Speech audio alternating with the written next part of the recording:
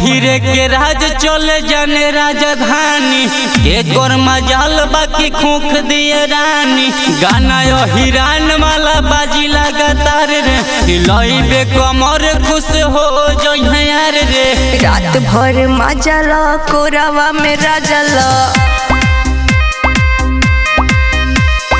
मन बाटे यादो जिया के दुबारा लो ओ हीरे के राज चले जाने राजधानी एक और मजाल बाकी खोख दिए रानी गाना यो हिरान वाला बाजी लगातार रे हिलाइबे कमर खुश हो जइहे यार रे रात भर मजाल कोरावा में राजल मन बाटे यादो जिया के दुबारा लो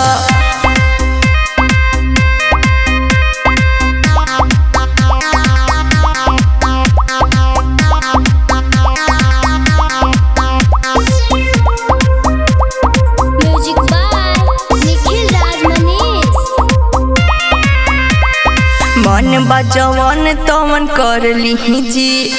मौका बा मिलल कोरा धर ली जी देखा के सामान तारा सारे लगलू 5 मिनट में चिल्लाए लगलू रात भर मजाल कोरवा में राजल मन बट यादो जिया के दुबारा लो ओ हीरे के राज चले जाने राजधानी एक और मजाल बाकी खोख दिए रानी गाना यो हिरान वाला बाजी लगातार रे हिलाइबे कमर खुश हो जइहे यार रे रात भर मजाल कोरवा में राजल मन बट यादो जिया के दुबारा लो ओ हीरे के राज चले जाने राजधानी एक और मजाल बाकी खोख दिए रानी गाना यो हिरान वाला बाजी लगातार रे हिलाइबे कमर खुश हो जइहे यार रे रात भर मजाल कोरवा में राजल मन बट यादो जिया के दुबारा लो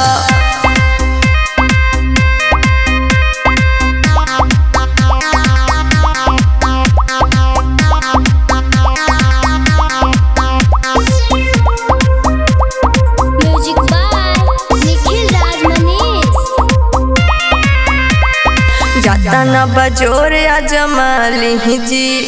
दीपक विशाल मजा ले ली जी मुंड बाटे कोई जाऊ चलो आज प्यार से रात भर खाती मन शिवम के भतार रे रात भर मजाल कोरवा में राजल मन बट यादो जिया के दुबारा लो